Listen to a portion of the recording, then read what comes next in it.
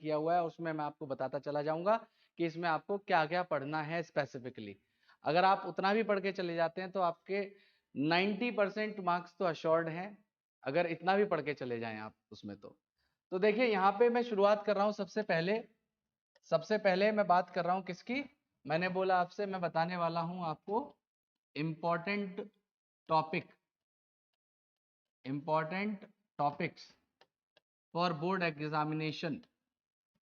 ठीक है, अब इन इंपॉर्टेंट टॉपिक्स में आपके टर्म 2 के अंदर पूछा क्या क्या जाने वाला है। तो आपके यहाँ पे बेटा chapter number 8 human health and disease, chapter 10 microbes in human welfare, chapter number 11 biotechnology principles and process, chapter number 12 biotechnology and its application, chapter 13 organism and population and chapter 15 biodiversity and it's conservation. तो ये सारी चीजें हैं जो आपसे पूछी जानी है बेटा। तो आइए एक एक करके बात कर लेते हैं कि किस किस चैप्टर में कौन कौन सा टॉपिक है जो कि पूछे जाने की प्रोबेबिलिटी उस टॉपिक की ज्यादा है। तो ध्यान से समझिएगा मेरी बात आप। मैं यहाँ पे आपके सामने एक लिस्ट दी हुई है और आपके सामने लिखा भी हुआ है chapter 8 human health and disease. तो यहाँ पे जब चैप्टर शुरू होता है बेटा, तो वहां पे सबसे पहली चीज जो दी गई है वो है कुछ डिजीज के बारे में आपको बताया हुआ। हालांकि पहले तो हेल्थ के बारे में बताया हुआ है, फिर हेल्थ किस तरीके से अफेक्ट हो सकती है, डिजीज के टाइप क्या क्या होते हैं, फिर डिजीज को भी उन्होंने कैटेगराइज किया हुआ है कि बैक्टीरिया से कॉज होने वाले डिजीज को बैक्टीरियल डिजीज कह दिया, जो वायरस कर रहे हैं उन्हें वायरल कह दिया, जो प्रोटोजोन्स की वजह से हो रहे प्रोटोजोन, कुछ एलिमेंट डिजीज हैं, कुछ फंगल डिजीज हैं। तो यहाँ पे आपको याद क्या रखना है, आपको याद रखना है कि भैया बैक्टीरियल डिजीज कौन से हैं, वायरल कौन से हैं, प्रोटोजोन कौन से हैं, हेलिमिंथ कौन से हैं और फंगल कौन से हैं, और उनके कॉजेटिव एजेंट क्या क्या है। ठीक है, उनके पैथोजन कौन कौन है, जैसे सैल्मोनेला टाइफी टाइफाइड के लिए है, निमोनिया के लिए स्ट्रेप्टोकोकस निमोनी है। ठीक है, तो आपको नाम याद रखना है, स्पेसिफिकली उस कॉजेटिव एजेंट का नाम जरूर याद रखना है। ठीक है, कॉमन कोल्ड के लिए राइनोवायरस है, HIV एड्स। ठीक है, इस टॉपिक में जो मोस्ट इंपॉर्टेंट चीज पूछी जाने वाली है वो है लाइफ साइकिल, कि HIV की लाइफ साइकिल क्या है। ठीक है, तो बढ़िया, हर बार पूछा जाता है और इजी चीज है, तो इसमें मार्क्स आने की या इस क्वेश्चन को बनने के बाद आप इसे लिखने में कोई मेरे हिसाब से परेशानी ज्यादा नहीं होगी, बहुत इजी टॉपिक है ये। ठीक है, उसके अलावा प्रोटोजोन डिजीज में भाई मलेरिया को कॉज कौन करता है, प्लाज्मोडियम। प्लाज्मोडियम की 3 फॉर्म, प्लाज्मोडियम मलेरी, फेल्सीपेरम और वाइवेक्स, तीनों याद रखनी है आपको। और बेटा जो इंपॉर्टेंट चीज इसमें पूछी जा सकती है वो है इसकी लाइफ साइकिल। ठीक है, जो इसमें इंपॉर्टेंट है वो है लाइफ साइकिल ऑफ प्लाज्मोडियम।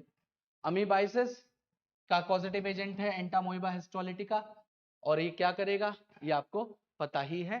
ठीक है, आप ये भी याद रख सकते हो कि ये किस बेसिकली ऑर्गन को इफेक्ट कर रहे हैं, इनका मोड ऑफ ट्रांसमिशन किस तरीके से है।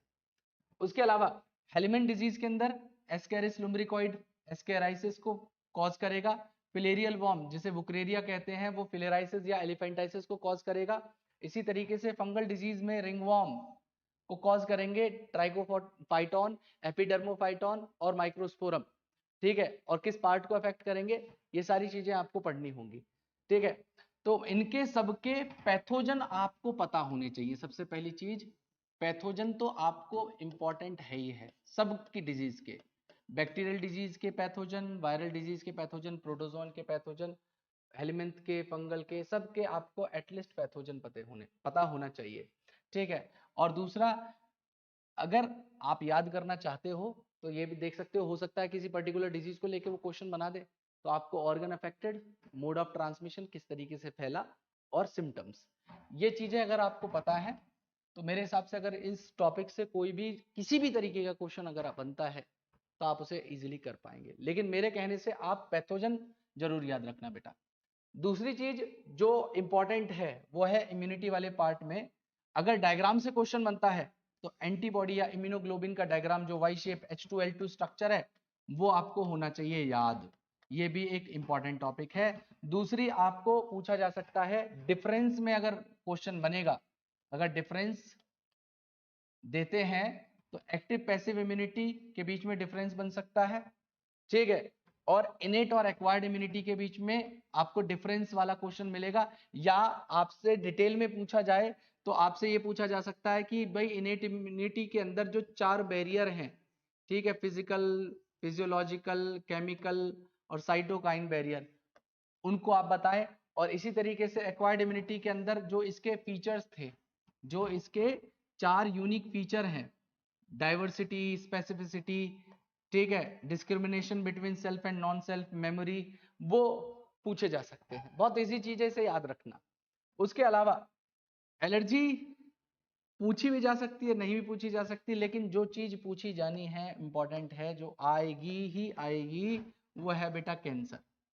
कैंसर के अंदर आपसे क्या क्या क्वेश्चन बन सकते हैं? एक तो क्वेश्चन बन सकता है कि भाई टाइप ऑफ ट्यूमर कौन कौन से हैं, ठीक है, तो आपको बताना है कि बिनाइन और मैलिग्नेंट टाइप के ट्यूमर होते हैं, ठीक है।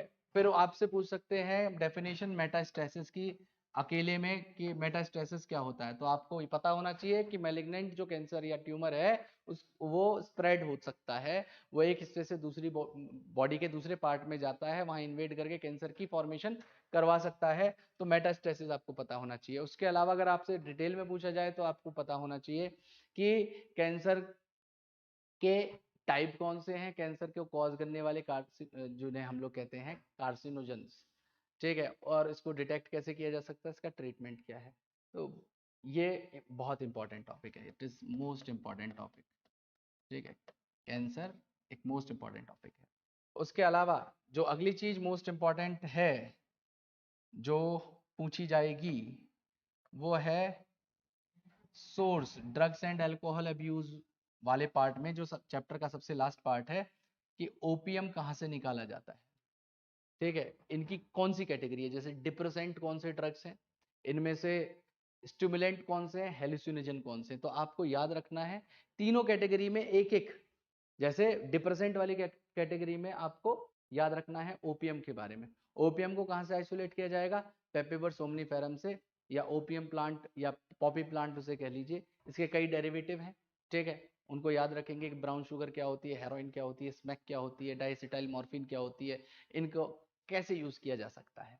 उसके अलावा कोकेन एक स्टिमुलेंट है, इसे कौन से प्लांट से निकाला जाता है, तो उसके लिए बेटा एक प्लांट है इरिथ्रोजाइलम कोका, ठीक है, ये स्टिमुलेट करेगा, किस रिसेप्टर पर बाइंड करेगा, ये सारी चीजें पता होनी चाहिए। और कैनाबिनॉइड में मतलब कुछ चीज पता हो या ना हो, इनके सोर्स जरूर बेटा याद रख लेना कि इनके सोर्स क्या है, किस प्लांट से इन्हें निकाला गया है, ठीक है। इसी तरीके से हेलुसिनोजन की कैटेगरी में एक ड्रग पढ़ना है, वो है कैनाबिनॉइड, और इसको निकाला जाता है किस प्लांट से? कैनाबिस सटिवा से, ठीक है। तो इनके सोर्स याद रखना है, ये एक इंपॉर्टेंट चीज है, it is important for examination. उसके अलावा हालांकि पूछा जा सकता है या नहीं भी पूछा जा सकता, वो है कि ड्रग और अल्कोहल के जो यूजेस हैं वो अडोलसेंस पीरियड में ज़्यादा क्यों होते हैं, या जो अडोलसेंट एज का कोई पर्सन है, यूथ है, वो ड्रग्स की तरफ क्यों अट्रैक्ट होता है, उसके रीजंस।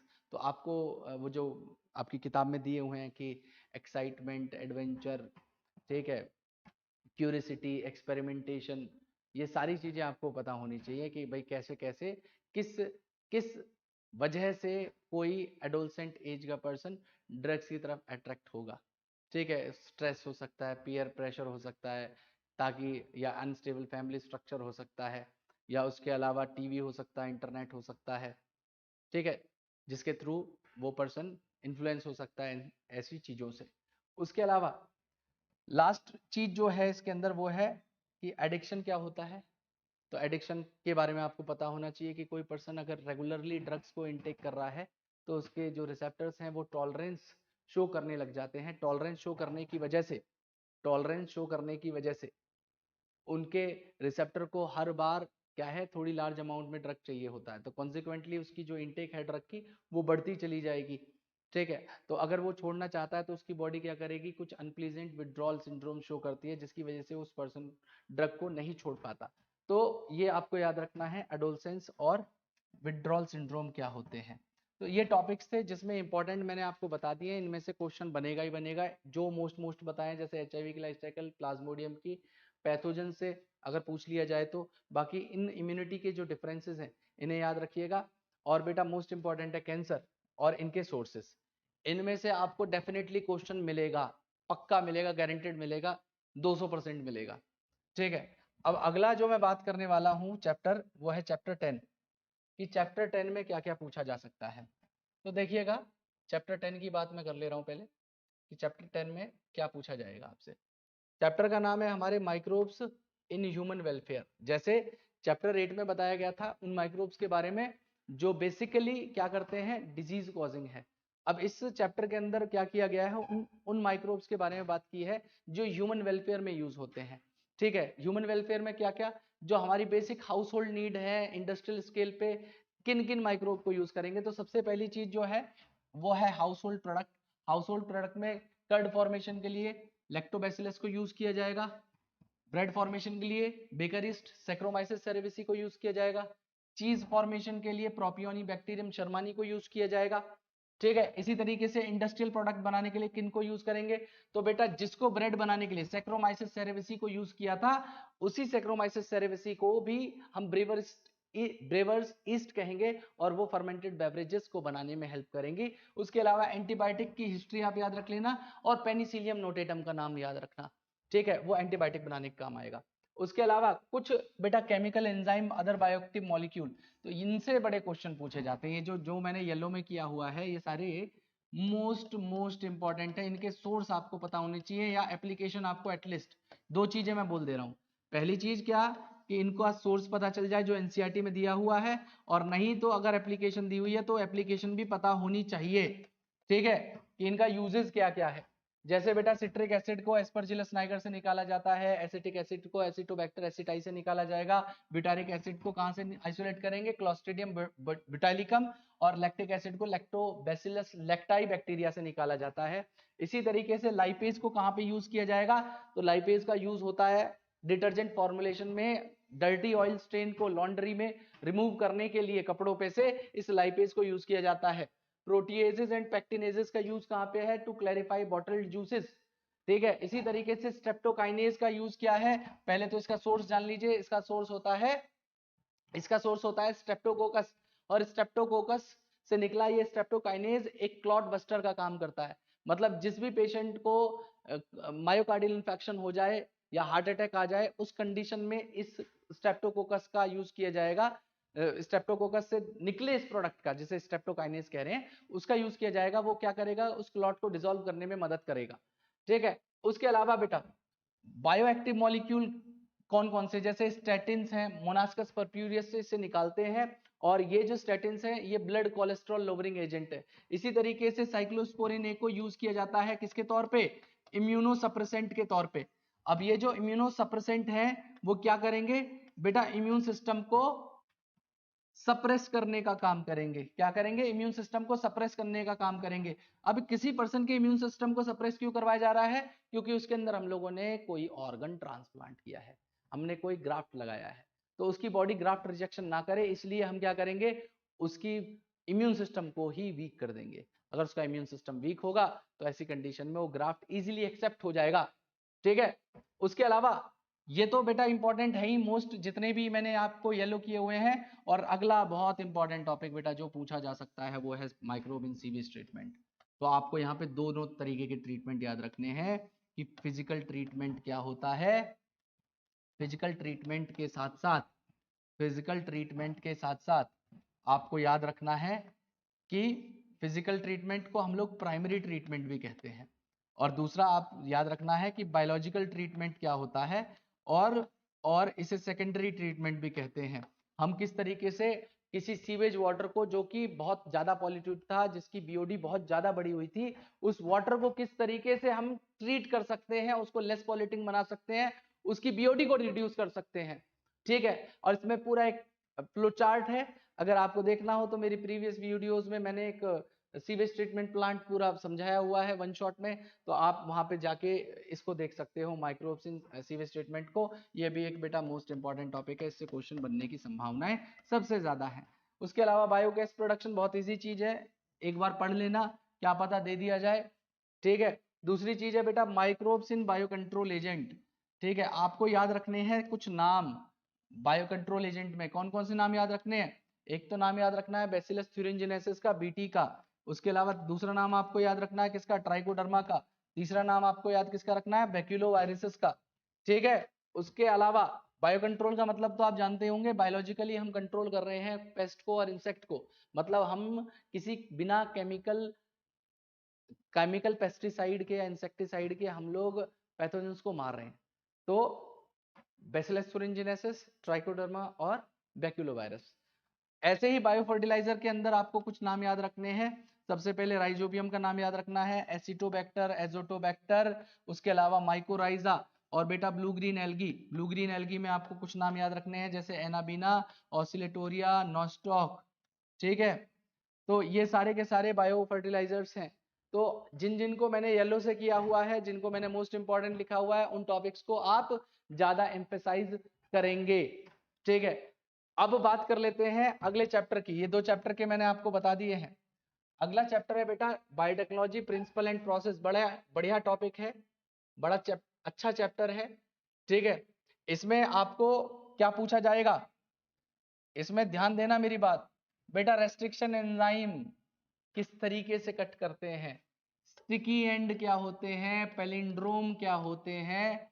ठीक है, तो स्टिकी एंड क्या होते हैं, पैलिंड्रोम्स क्या होते हैं, किस तरीके से कट करेंगे ये, अब तक कितने रेस्ट्रिक्शन एंजाइम आइसोलेट कर लिए गए, किस तरीके से कट करके हम फॉरेन जीन ऑफ इंटरेस्ट को किसी प्लाज्मिड या वेक्टर के साथ जोड़ सकते हैं। जो बुक के अंदर आपको डायग्राम दिए हुए हैं वो सब आपको एटलीस्ट पता होने चाहिए। तो रेस्ट्रिक्शन एंजाइम पूछा जा सकता है, मोस्ट इंपॉर्टेंट है। इसका कन्वेंशन क्या है, इसके नॉमेनक्लेचर का। ठीक है, तो ये आपको याद रखना है। जेल इलेक्ट्रोफोर्सेस बहुत इंपॉर्टेंट है बेटा, इसमें तो इंपॉर्टेंट ही है, ये भी मोस्ट इंपॉर्टेंट टॉपिक है। जेल इलेक्ट्रोफोर्सेस भी एक अच्छा इंपॉर्टेंट टॉपिक है, इजी टॉपिक है। किस तरीके से हम लोग डीएनए को सेपरेट करते हैं साइज के बेसिस पे और चार्ज के बेसिस पे। ठीक है, उसे जेल इलेक्ट्रोफोर्सेस कहेंगे। उसके अलावा बेटा जो मोस्ट मोस्ट मोस्ट इंपॉर्टेंट है, ध्यान देना, जो सबसे ज्यादा इंपॉर्टेंट है वो है ये टॉपिक बेटा, वो है ये टॉपिक। मैं यहाँ पे लिख दे रहा हूं, it is most most most important. नहीं तो देख लेना, इससे क्वेश्चन बनेगा ही बनेगा। जैसे पीबीआर 322 आपने पढ़ा होगा, तो पीबीआर 322 का एक तो भैया डायग्राम याद रख लेना, दूसरा उसके साथ साथ उसमें कुछ थ्योरी दी गई है, इनके फीचर्स क्या क्या होते हैं। फीचर्स में आपको याद रखना होगा कि भैया ओरिजिन ऑफ रेप्लिकेशन क्या होता है। दूसरी चीज आपको यहाँ पे याद रखनी होगी कि सेलेक्टेबल मार्कर क्या होता है, और सेलेक्टेबल मार्कर के तौर पे हम लोग एंटीबायोटिक रेजिस्टेंस जीन का यूज कैसे करते हैं। और फिर इसी से रिलेटेड एक टॉपिक है जिसे इंसर्शनल इनएक्टिवेशन कहते हैं। बेटा इसकी पूरी वीडियो इस चैप्टर की पड़ी हुई है, आप देख सकते हो चैनल पे जाके पीछे। ठीक है, इंसर्शनल इनएक्टिवेशन का मतलब क्या होता है और उसे हम लोग कैसे सेलेक्टेबल मार्कर के तौर पे यूज करते हैं, और ऑल्टरनेटिव सेलेक्टेबल मार्कर क्या होता है जिसमें हम लोग कलर के बेसिस पे कैसे रिकॉम्बिनेंट और नॉन रिकॉम्बिनेंट को सेग्रीगेट करेंगे। उसमें के अलावा मोस्ट इंपॉर्टेंट एक और टॉपिक है बेटा, मोस्ट इंपॉर्टेंट टॉपिक है polymerase chain reaction. Polymerase chain reaction में 3 स्टेप कौन कौन से हैं। ठीक है, डीनेचुरेशन, अनीलिंग और एक्सटेंशन आपको पता होना चाहिए। ठीक है, डायग्राम आपको याद होना चाहिए, उसकी साइकिल्स आपको पता होनी चाहिए, कौन सा एंजाइम यूज किया था, थर्मस एक्वेटिकस क्या होता है वो पता होना चाहिए। ठीक है, उसे कहां से निकाला गया, ठीक है, उसे टेक पॉलीमरेज क्यों कहते हैं और उसे यूज क्यों क्यों किया जा रहा था, यहाँ पे सब पता होना चाहिए। आप अगर इसकी वीडियो देखना चाहते हो तो चैनल पे मैंने डाली हुई है, पूरे चैप्टर की डाली हुई है इनफैक्ट, तो आप देख सकते हैं, और कहीं कोई डाउट या परेशानी हो तो फिर भी पूछ सकते हैं। उसके अलावा बेटा पढ़ लेना, हालांकि पूछा जा भी सकता है नहीं भी जा सकता कि आरडीएनए को हम लोग होस्ट के अंदर कैसे ट्रांसफर कर सकते हैं। तो इसमें बायोलिस्टिक जीन गन मेथड है, ठीक है, टीआई प्लाज्मिड मेथड है, रेट्रोवायरस मेथड है, डाइवेलेंट कैटायन मेथड है ना। उसके अलावा एक माइक्रो इंजेक्शन मेथड है। ठीक है, तो डिसआर्म मेथड करके भी इन क्वेश्चन को पूछा जा सकता है, टीआई प्लाज्मिड को और रेट्रोवायरस को डिसआर्म मेथड भी कहते हैं। ठीक है, और कैल्शियम आयन कैसे डीएनए के अपटेक एफिशिएंसी को बढ़ा देगा वो भी पढ़ना है। हीट शॉक मेथड होता है। इन सब मेथड को याद रख लेना, 4-5 प्रोसीजर हैं, ठीक है बेटा, बायोरिएक्टर का जो डायग्राम है और बायोरिएक्टर की जो थ्योरी है कि ठीक है ये क्या करता है, इसका काम क्या है, मोस्ट इंपॉर्टेंट चीज जो पूछी जाएगी। और बेटा डाउनस्ट्रीम प्रोसेसिंग इजी चीज है, थ्योरी है कि भैया किसी प्रोडक्ट को as a finish product market में पहुंचाने से पहले हम क्या करते हैं, हम उसको कुछ स्टेप्स के थ्रू करते हैं, जैसे उसको सेपरेशन प्यूरिफिकेशन किया जा सकता है, और सेपरेशन प्यूरिफिकेशन के अलावा हम क्या कर सकते हैं, उसमें क्यूए मतलब क्वालिटी एश्योरेंस या क्वालिटी कंट्रोल किया जा सकता है, और उसमें प्रिजर्वेटिव ऐड करके कैसे ट्रांसफर किया जाएगा वो सब डाउनस्ट्रीम प्रोसेसिंग के अंदर आएगा। तो ये जितने भी टॉपिक्स हैं बेटा ये मोस्ट इंपॉर्टेंट है, प्लीज इन पे ध्यान दे लीजिएगा, पक्का इसमें से आएगा, गारंटेड आएगा, अगर नहीं आया तो आप मेरे से पेपर के बाद आके मिल लीजिएगा। ठीक है, अब बात कर लेते हैं अगले टॉपिक की, चैप्टर नंबर 12 की, कि चैप्टर नंबर 12 में कौन कौन से क्वेश्चन हैं जो पूछे जा सकते हैं या टॉपिक हैं जो पूछे जा सकते हैं। तो देखिएगा बेटा, chapter number 12 biotechnology and its application वाला पार्ट। तो बायोटेक्नोलॉजी एंड इट्स एप्लीकेशन में जो इंपॉर्टेंट है वो है बीटी कॉटन। ठीक है, कैसे बैसिलस thuringiensis को हमने यूज किया और कैसे वो क्रिस्टल प्रोटीन बनी, उस क्रिस्टल प्रोटीन को किस तरीके से इंसेक्ट ने इंजेस्ट किया और उसके गट में जाके उसने कैसे स्वेलिंग एंड लाइसिस करवाया और वो इंसेक्ट मर गया। तो क्राई प्रोटीन क्या होती है, क्राइजीन क्या होती है, बीटी कॉटन कैसे बनाए गए, उसके अलावा सारे प्लांट्स के बारे में आप पढ़ लीजिएगा, बहुत इजी पार्ट है तो पूछा भी जा सकता है। उसके अलावा बेटा mRNA इंटरफेरेंस, तो जो मेलोक्जीन इनकॉग्निशिया है जो टबैको की रूट्स को अफेक्ट करके किस तरीके से उसकी ईल्ड को घटा रही थी, तो वो हम पहले पता करेंगे, फिर उसके बाद देखना कि कैसे हम लोग डबल स्टैंडर्ड आरएनए मॉलिक्यूल बना के हम उसका ट्रांसलेशनल साइलेंसिंग करवा दे रहे थे, वो चीज आपको याद रखनी है। तो ये दोनों टॉपिक ही इंपॉर्टेंट टॉपिक है बेटा, ठीक है, ये दोनों ही इंपॉर्टेंट टॉपिक है।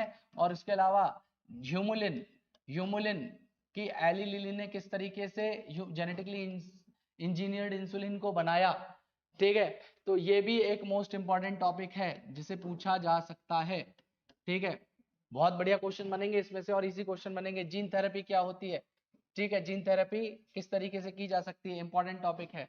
मॉलिक्यूलर डायग्नोस्टिक और पीसीआर के, पीसीआर को कैसे यूज करेंगे, और एलाइजा को हम लोग किसी डिजीज को अर्ली स्टेज में डायग्नोस करने के लिए, डिटेक्ट करने के लिए कैसे यूज कर सकते हैं, तो वो यहाँ पे पूछा जाएगा बेटा। उसके अलावा ट्रांसजेनिक एनिमल्स और उनके बेनिफिट क्या क्या है, ट्रांसजेनिक एनिमल क्या होते हैं, उनको कहाँ कहाँ यूज किया जा सकता है, किस लिए यूज किया जा सकता है, वो यहाँ पे पूछा जाएगा। उसके अलावा लास्ट पार्ट है छोटे छोटे हिस्से, पेटेंट क्या होता है, बायो पेटेंट क्या होता है, बायो पायरेसी क्या होती है, जेनेटिक इंजीनियरिंग अप्रूवल कमेटी क्या होती है, वो आप डेफिनेशन में याद रखना कि पेटेंट का मतलब आप जानती हो कि एक राइट जो किसी भी इन्वेंटर को दिया जाता है ताकि कोई भी पर्सन उसकी जो डिस्कवरी है या उसकी जो इन्वेंशन है उसका मिसयूज ना कर सके। किसी बायोलॉजिकल एंटिटी के ऊपर पेटेंट बायो पेटेंट कहलाता है। और बायो पायरेसी का मतलब आपको पता ही होगा कि कोई मल्टीनेशनल कंपनी या कोई डेवलप्ड कंट्री किसी जगह पे या किसी कंट्री में जाके उनके रिसोर्सेज को एक्सप्लॉइट करे, वहां के लोगों को बताए बिना बिना किसी प्रॉपर ऑथराइजेशन के, तो उसे हम लोग कहते हैं बायो पायरेसी करना। और जेनेटिक इंजीनियरिंग अप्रूवल कमेटी का काम क्या है कि अगर कोई भी जेनेटिक रिसर्च होती है तो उसको अप्रूवल देना जीईएसी का काम है। तो ये सारे टॉपिक्स हैं बेटा किसके, चैप्टर नंबर 12 के। ठीक है, अब बात कर लेते हैं चैप्टर नंबर 13 की, कि चैप्टर नंबर 13 में क्या पूछा जाएगा। ठीक है, चैप्टर नंबर 13 एक काफी बड़ा चैप्टर है बेटा, इसमें से मैंने टॉपिक्स तो सारे लिए हुए हैं, लेकिन जिन जिनको मैंने इंपॉर्टेंट बताऊंगा वो टॉपिक ही हैं जो पूछे जाएंगे। ठीक है, ज्यादा अच्छे से पूछे जा सकते हैं। हालांकि देखिए मैं ये नहीं कह रहा हूँ कि बिल्कुल कंफर्म है कि हाँ ये आएगा ही आएगा, भाई हो सकता है ये टॉपिक्स में से भी कुछ पूछा जा सकता है, लेकिन जिनसे क्वेश्चन पूछे गए हैं मैं उनकी बात कर रहा हूँ सबसे पहले। तो सबसे पहले आप याद रखेंगे कि रेस्पॉन्सेज क्या होते हैं एबायोटिक फैक्टर के लिए, जैसे होम्योस्टेसिस क्या हो सकता है, ठीक है, किस तरीके से पर्सन थर्मो रेगुलेशन करके अपने कांस्टेंट बॉडी टेम्परेचर को या कांस्टेंट इंटरनल एनवायरनमेंट को मेंटेन कर सकता है। ठीक है, रेगुलेटर्स क्या होते हैं, इसका डायग्राम आपको याद रखना है, कन्फॉर्मर कौन होते हैं, ठीक है, और माइग्रेट कौन कौन कर सकते हैं, इसका एग्जांपल याद रखना है। आपकी बुक में एक डायग्राम दिया होगा इस तरीके से, इंटरनल एनवायरनमेंट और एक्सटर्नल एनवायरनमेंट करके, तो ये ऐसे कन्फॉर्मर दे रखे थे। ठीक है, ये वाले जो है रेगुलेटर दे रखे थे और ये वाले पार्शियल रेगुलेटर दे रखे थे। तो ये वाला डायग्राम भी पूछा जा सकता है आपसे, तो ध्यान रखिएगा, ठीक है, कि कौन सा क्वेश्चन पूछा जाए। बहुत इजी चीजें हैं, इन्हें छोड़ना नहीं है। उसके अलावा सस्पेंड एक्टिविटी के अंदर स्पोर फॉर्मेशन प्लांट कौन बैक्टीरिया फंजाई कर लेते हैं, डोरमेंसी प्लांट का सीड शो करता है, हाइबरनेशन विंटर स्लीप कहलाती है, जो पोलर बियर शो करते हैं जिसमें उनका मेटाबॉलिक रेट बहुत कम हो जाता है, aestivation fishes and male show करते हैं, इसे समर स्लीप भी कहते हैं, डायपॉज जू प्लैंकटन शो करते हैं। तो ये सारी चीजें आपको एटलीस्ट पता होनी चाहिए, ठीक है, कि बेसिक बेसिक चीजें हैं, कॉमन सेंस वाली चीजें, इन्हें याद रख लेना। उसके अलावा अडेप्टेशन क्या है बेटा, ये इंपॉर्टेंट है।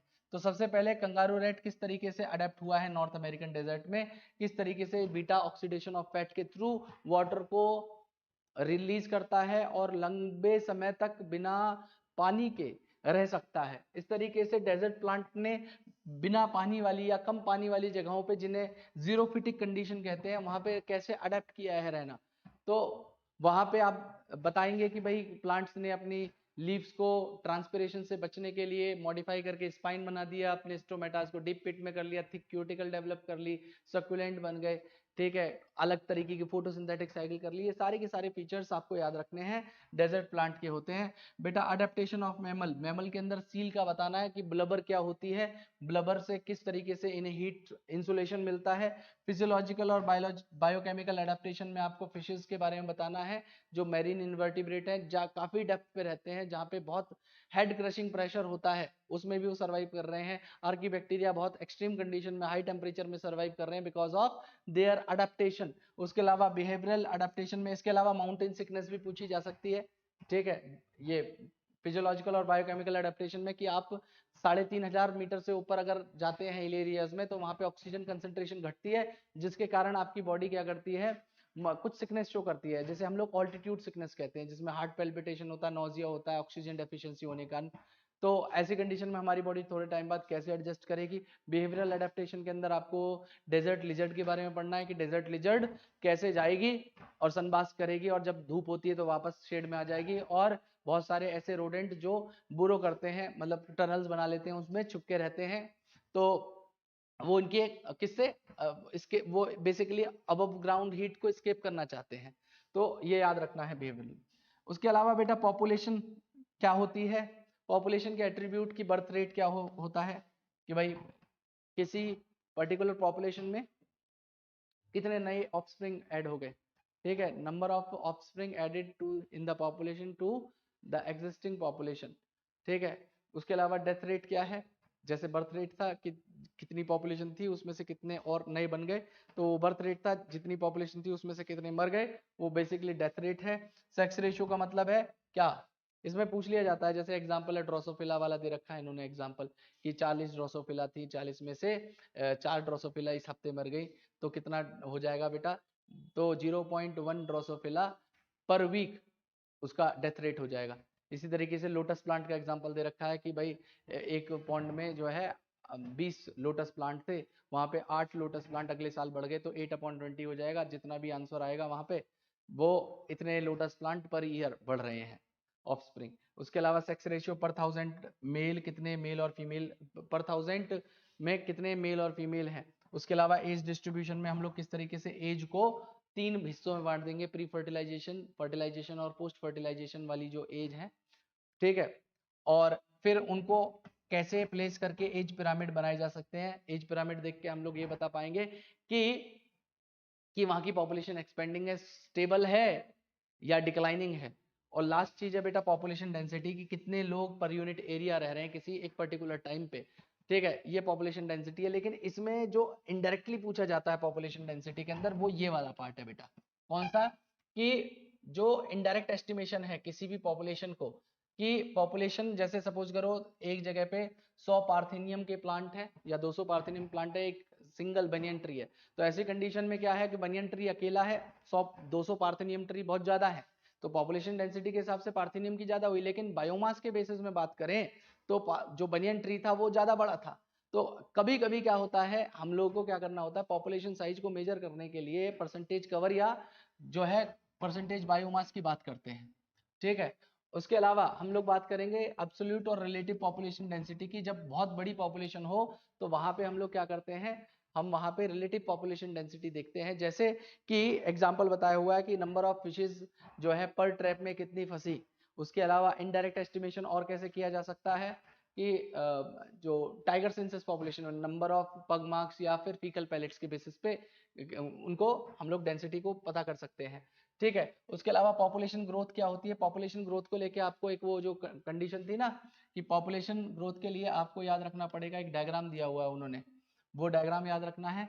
और NT+1 और equal to NT birth rate plus immigration minus death rate plus emigration.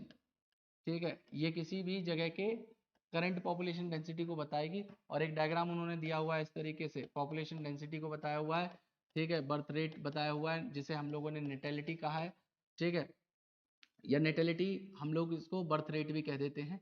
ठीक है, इसे बी से डेजिग्नेट करेंगे, ये ऐड करेगा। जो डेथ रेट है जिसे हम लोग मॉर्टेलिटी कहते हैं, ठीक है, इसे हम लोग डी से डेजिग्नेट कर रहे हैं। ठीक है, ये पॉपुलेशन को घटाएगा। उसके अलावा कोई कहीं से पॉपुलेशन आ रही है, इमिग्रेंट्स आ रहे हैं, तो उसे वो पॉपुलेशन को बढ़ाएंगे। लेकिन अगर वहाँ से कुछ लोग चले जा रहे हैं तो उसे एमिग्रेशन कहेंगे। तो ये वाला डायग्राम आप याद रख लेना। उसके अलावा बेटा जो पूछा जाएगा most most most most most important है ग्रोथ मॉडल। बेटा ये तो पूछा ही जाएगा, इसे रट लेना। ठीक है, मैं क्या कह रहा हूँ, इसे रट लेना। ठीक है, ये पक्का आएगा कि ग्रोथ मॉडल दो तरीके के हैं, एक्सपोनेंशियल और लॉजिस्टिक। लॉजिस्टिक ग्रोथ मॉडल को आपसे कभी कभी वर्लहुल्स्ट पर ग्रोथ मॉडल के नाम से भी पूछा जा सकता है। तो आपको ना इसे रटना है। ये इसका एक ग्राफ है कि ग्राफ के अंदर आपसे पूछा जाएगा कि ये जो इक्वेशन है ये किसकी है। ठीक है, आपको जे शेप कर्व कहाँ पे मिलेगा और एस शेप कर्व कहाँ पे मिलेगा, कैरिंग कैपेसिटी क्या होगी। ठीक है, उसके अलावा इनकी जो इक्वेशन है dn/dt वाली, dn/dt Rn k-n/k। उसके अलावा इसके लिए इक्वेशन dn/dt Rn। ठीक है, ये इक्वेशन याद रख लेना। तो ये मोस्ट इंपॉर्टेंट टॉपिक है बेटा, मोस्ट मोस्ट मोस्ट इंपॉर्टेंट है। इसे तो कर ही लेना, कैसे भी कर लेना, इसे कर लेना भाई, ये आएगा। ठीक है, उसके अलावा बेटा, उसके अलावा लास्ट हिस्सा है हमारा पॉपुलेशन इंटरेक्शन। देखिए पॉपुलेशन इंटरेक्शन में ये तो पता होना चाहिए आपको कि किस कंडीशन में म्यूचुअलिज्म होगा, किस कंडीशन में आपका प्रेडेशन होगा, किस कंडीशन में पैरासिटिज्म होगा, किस कंडीशन में कंपटीशन होगा, किस कंडीशन में जो है कॉमेंसलिज्म होगा, किस कंडीशन में एमेंसलिज्म होगा। ये सब आपको एटलीस्ट ये तो पता होना चाहिए, बहुत बेसिक सी बात है, इनके एग्जांपल्स भी साथ में पढ़ना। लेकिन जो इनसे हटके टॉपिक है इनके अंदर, जैसे म्यूचुअलिज्म में सेक्सुअल डिसीट है जो एक Mediterranean plant of virus show करता है, तो वो आपको पता होना चाहिए कि किस तरीके से वो फ्लावर अपने पेटल्स की कलर मार्किंग को बदल ले रहा था और मेल को डिसीट कर रहा था। ठीक है, स्यूडो कॉपुलेट करवा था अपने पॉलिनेशन करवाने के लिए। ठीक है, उसके अलावा प्रेडेशन आपको पता होना चाहिए कि प्रेडेटर का रोल क्या है। ठीक है, प्रेडेटर बेसिकली प्रे की पॉपुलेशन को अंडर कंट्रोल रखता है। ठीक है, उसके अलावा हम लोग और बायोलॉजिकल मेथड में इन प्रेडेटर को यूज कर सकते हैं, प्रेडेटर प्रे रिलेशन को यूज कर सकते हैं बायोलॉजिकल कंट्रोल में। उसके अलावा आपको याद रखना है कि defence developed by prey against predator, कि प्रे ने अपने आप ने बचाव में, प्लांट्स ने हर्बीवोरी से बचने के लिए क्या डेवलप किए, स्पाइन्स थॉर्न्स डेवलप किए, अपने अंदर कुछ केमिकल डेवलप कर लिए, एल्कलॉइड डेवलप कर लिए, है ना। तो ये सब के सब, जैसे कोकेन है, ये जितने भी ड्रग्स हैं, ये बेसिकली प्लांट की क्या है, हर्बीवोरी से बचने के लिए अपने अंदर एक प्रोटेक्शन थी। ठीक है, और इसी तरीके से एनिमल्स मिमिक करते हैं, या कुछ एनिमल्स क्या हो गए, टॉक्सिक हो गए, हाईली डिस्ट्रेसफुल बन गए, कुछ पॉइजनस बन गए, ताकि उन्हें प्रेडेटर ना खाए, अगर खाए तो बचे। तो ये प्रेडेटर के अंदर ये पूछी जा सकती हैं। पैरासिटिज्म में जो इंपॉर्टेंट पूछा जा सकता है वो है कि अडेप्टेशन क्या क्या है जो पैरासाइट ने लिए, अपने डाइजेस्टिव सिस्टम को लॉस कर लिया, सेंस ऑर्गन को लॉस कर लिया, उसके अलावा क्लिंगिंग ऑर्गन बना लिए, हुक्स एंड सकर बना लिए, कॉम्प्लेक्स लाइफ साइकिल बना ली। ये सारे के सारे क्या है, अडेप्टेशन है पैरासाइट की, ये याद होनी चाहिए बेटा। उसके अलावा ब्रूड पैरासिटिज्म क्या होता है, कुकू बर्ड और क्रो के बीच में किस तरीके से ब्रूड पैरासिटिज्म हो रहा है, किस तरीके से कुकू बर्ड क्रो से अपने एग की ब्रूडिंग करवाती है, ठीक है। तो इसे ब्रूड पैरासिटिज्म कहते हैं, क्यों? क्योंकि उसके एग जो है वो क्रो के एग से रिजेंबल करेंगे। उसके अलावा नेक्स्ट चीज जो आपसे पूछी जा सकती है इसी पॉपुलेशन इंटरेक्शन वाले पार्ट में ही, जो बहुत इंपॉर्टेंट है बेटा, इनसे देखिए लोग क्या करते हैं, बच्चे स्टूडेंट बेसिकली इन टॉपिक्स को इग्नोर कर देते हैं, लेकिन इन टॉपिक से सबसे ज्यादा क्वेश्चन बनता है कि इंटरफेरेंस कंपटीशन का मतलब क्या होता है। तो इंटरफेरेंस कंपटीशन का मतलब है कि किसी एक स्पीशीज की फीडिंग एफिशिएंसी दूसरी स्पीशीज की इनहिबिटरी प्रेजेंस की वजह से कम हो जाए। मतलब दो एनिमल्स थे, बेशक अबंडेंट रिसोर्सेज है, लेकिन एक ज्यादा खाना खाता है तो दूसरे की फीडिंग एफिशिएंसी कम हो रही है, उसे इंटरफेरेंस कंपटीशन कहते हैं। गॉस कॉम्पिटिटिव एक्सक्लूजन प्रिंसिपल मतलब ये बताते हैं, गॉस साहब ने बताया कि दो स्पीशीज जो क्लोजली रिलेटेड है और वो एक जगह पे कोएग्जिस्ट करती हैं, तो उनमें से एक दोनों कोएग्जिस्ट नहीं कर पाएंगी, एक स्पीशीज अल्टीमेटली एक्सक्लूड हो जाएगी और दूसरी सुपीरियर स्पीशीज जीत जाएगी। तीसरी चीज बताइए इन्होंने, कॉम्पिटिटिव रिलीज, ठीक है। कॉम्पिटिटिव रिलीज, कॉम्पिटिटिव रिलीज का मतलब है कि कोई एक स्पीशीज जो पर्टिकुलर एरिया में रह रही थी और हमने क्या किया, वहां पे जो उसकी सुपीरियर स्पीशीज थी उसको एक्सपेरिमेंटली जब रिमूव किया तो उसने अपना जो डिस्ट्रीब्यूशनल रेंज थी उसको बढ़ा लिया, उस चीज को हम लोग कॉम्पिटिटिव रिलीज कहते हैं। और लास्ट मैकर्थर की थ्योरी थी जिसे रिसोर्स पार्टीशनिंग कहा गया।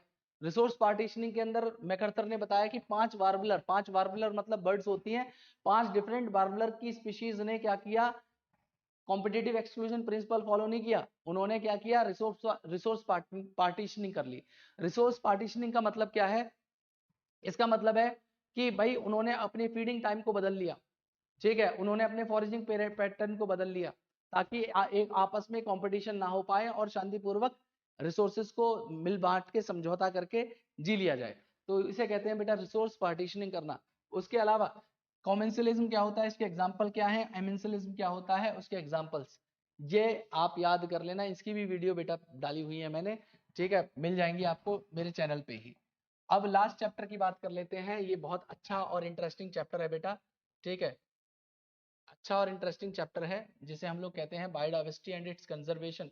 इसमें से जो क्वेश्चन हर साल पूछे जाते हैं वो क्वेश्चन कौन कौन से हैं, ठीक है, वो क्वेश्चन कौन कौन से हैं। तो देखिए सबसे पहले मैं लेवल्स ऑफ बायोडाइवर्सिटी की बात करूं तो इसमें एक नंबर में आपसे पूछे जाने वाली जो चीज है वो है कि जेनेटिक डाइवर्सिटी क्या होती है। और जेनेटिक डाइवर्सिटी के अंदर जो राउवोल्फिया वोमिटोरिया जो क्वेश्चन है उससे पोर्शन वाले से राउवोल्फिया वोमिटोरिया वाले रेसरपाइन कैसे बनाता है, वो किसका एग्जाम्पल है, वो पूछा जा सकता है। उसके अलावा आपसे मैंगो की कितनी जेनेटिक डाइवर्सिटी है, राइस की कितनी जेनेटिक डाइवर्सिटी है, वो पूछी जा सकती है। उसके अलावा आपसे स्पीशीज डाइवर्सिटी के बारे में पूछा जा सकता है, ठीक है, स्पीशीज डाइवर्सिटी क्या होती है। उसके अलावा बेटा आपसे पूछा जा सकता है कि तीसरी देखो, पहली चीज हो गई जेनेटिक डाइवर्सिटी, दूसरी हो गई स्पीशीज डाइवर्सिटी, और और तीसरी चीज होती है इकोलॉजिकल डाइवर्सिटी, कि कहाँ पे कौन कौन सी नए नए इकोसिस्टम में रिच है, तो इकोलॉजिकल डाइवर्सिटी। तो इकोलॉजिकल डाइवर्सिटी का एग्जांपल इन्होंने बताया हुआ है, जैसे इंडिया है, इंडिया के अंदर आपको कई तरीके के जो है ना, आपको यहाँ पे डेजर्ट भी मिलेंगे, मैंग्रोव्स भी मिलेंगे, आपको यहाँ पे टेम्परेट एरिया भी मिलेगा, कोरल रीफ्स भी मिलेंगे, कोस्टल एरिया भी मिलेगा, वेटलैंड्स भी मिलेंगी, एस्चुरीज भी मिलेंगी, ठीक है। तो सारी चीजें मिलेंगी आपको, तो इकोलॉजिकल डाइवर्सिटी होती है। स्पीशीज डाइवर्सिटी के अंदर स्पीशीज रिचनेस और इवननेस दोनों के फैक्टर्स को आपको याद रखना है कि स्पीशीज रिचनेस का मतलब क्या होता है और इवननेस का मतलब क्या होता है, ठीक है। और दूसरी चीज है टोटल स्पीशीज डाइवर्सिटी कितनी है अर्थ पे, 1.5 मिलियन स्पीशीज है लगभग, इसमें से कितनी स्पीशीज कौन है, इसके रिलेटेड जितने भी आपको ग्राफ दे रखे हैं इस तरीके से पाई चार्ट टाइप के बनाए हुए हैं उन्होंने, ठीक है, कि कितने परसेंट कौन है, वो आपको बेटा पाई चार्ट जरूर याद रख लेना। कभी उस क्वेश्चन में क्या करेंगे, उस क्वेश्चन में पाई चार्ट बना देंगे आपसे और वहां पे क्या करेंगे, जैसे जैसे कोई एक पार्ट है उसको ऐसे लेबल कर दिया, उससे पूछेंगे ये कौन सा है, ये क्या है, ठीक है, या इसको ABCD पूछ लेंगे, ठीक है। तो पाई चार्ट जो आपकी एनसीईआरटी में दिए हुए हैं उनको बेटा जरूर याद कर लेना कि उसमें से जो टोटल स्पीशीज डाइवर्सिटी है उसमें से लगभग कितने 70% जो है क्या है, एनिमल्स हैं, उस 70% एनिमल्स में भी सबसे ज्यादा कौन है, इंसेक्ट्स हैं। उसके अलावा आपको याद रखना होगा कि जो बचे हुए हैं प्लांट्स और फंजाई हैं, फंजाई इतनी ज्यादा न्यूमरस है कि टोटल जो एम्फीबियंस रेप्टाइल्स और फिशेस हैं और मैमल्स हैं उनकी स्पीशीज को ले लिया जाए और एक साथ रखा जाए और इधर फंजाई की स्पीशीज को रखा जाए तो फंजाई की स्पीशीज सबसे ज्यादा है। तो पाई चार्ट बेटा बेसिकली याद रख लेना, और इंडिया के अंदर क्या सरफेस एरिया है, क्या बायोडाइवर्सिटी है, वो याद रख लेना। उसके अलावा बेटा एनिमल्स ज्यादा क्यों है, एनिमल की डाइवर्सिटी प्लांट की डाइवर्सिटी से ज्यादा क्यों है, क्यों, इसका रीजन क्या है, तो आपको पता होना चाहिए बेसिकली कि एनिमल्स के पास कॉम्प्लेक्स नर्वस सिस्टम है, वो मोटाइल हैं, वो बेसिकली नए हैबिटेट में जा सकते हैं, लेकिन जो प्लांट्स हैं उनके पास कोई भी कंट्रोल एंड कोऑर्डिनेशन करने के लिए नर्वस सिस्टम नहीं होता। उसके अलावा एनिमल्स ने क्या किया, अपने जो अपेंडेजेस हैं, अपेंडेजेस का मतलब है जैसे इंसेक्ट्स थे उनके पास जॉइंटेड अपेंडेजेस हुए, जिसकी वजह से वो अपने प्रे को इजीली कैप्चर कर सकते थे। उनकी पूरी बॉडी को कवर करने के लिए काइटिनियस एक्सोस्केलेटन था, जो उनको वर्सटाइल बनाता है और नए नए हैबिटेट में रहने के लिए उन्हें अलाउ करता है, जो कि प्लांट्स के पास नहीं है। तो ये पता होना चाहिए। उसके अलावा बेटा बहुत ज्यादा इंपॉर्टेंट है, मोस्ट इंपॉर्टेंट टॉपिक है patterns of biodiversity. Patterns of biodiversity का मतलब है कि हम लोग जब भी इक्वेटर से पोल की तरफ बढ़ेंगे, जब भी हम इक्वेटर से पोल की तरफ बढ़ेंगे तो बेटा तो क्या होगा, स्पीशीज डाइवर्सिटी कम होती चली जाएगी, स्पीशीज डाइवर्सिटी कम होती चली जाएगी। ठीक है, इसके लिए कोलंबिया का एग्जांपल बता रखा है उन्होंने कि वहां पे 1400 स्पीशीज ऑफ बर्ड्स रहती हैं। उसके अलावा उन्होंने फिर थोड़ा उस तरफ शिफ्ट किए तो वहां पे बताया कि भाई न्यूयॉर्क पहुंचे तो वहां पे 105 ही रह गई। उसके अलावा ऊपर और पहुंच गए कहाँ पे, ग्रीनलैंड में, तो ग्रीनलैंड पहुंचते पहुंचते 56 रह गई। इंडिया के अंदर उन्होंने बताया कि इंडिया भी इक्वेटर पे पड़ता है, ट्रॉपिकल कंडीशन है, तो यहाँ पे उस 1200 से ज्यादा स्पीशीज इंडिया के अंदर भी मिलती हैं। ठीक है, उसके अलावा बेटा 3 डिफरेंट हाइपोथेसिस जो साइंटिस्ट ने प्रपोज की हैं, कौन कौन सी हाइपोथेसिस बताई हैं, ये भी बहुत ज्यादा इंपॉर्टेंट है, मोस्ट इंपॉर्टेंट चीज है बेटा। 3 हाइपोथेसिस कौन कौन सी हैं? सबसे पहली हाइपोथेसिस तो साइंटिस्ट ने ये बताई है, सबसे पहली हाइपोथेसिस तो ये बताई गई कि भाई जो जो इक्वेटर या ट्रॉपिकल कंडीशन है वो सबसे ज्यादा सोलर रेडिएशंस रिसीव करती है, तो जितना ज्यादा सोलर रेडिएशंस को रिसीव करेगी उतना ही ज्यादा प्रोडक्टिविटी होगी, और जितनी ज्यादा प्लांट प्रोडक्टिविटी होगी उतनी ज्यादा स्पीशीज रिचनेस होगी।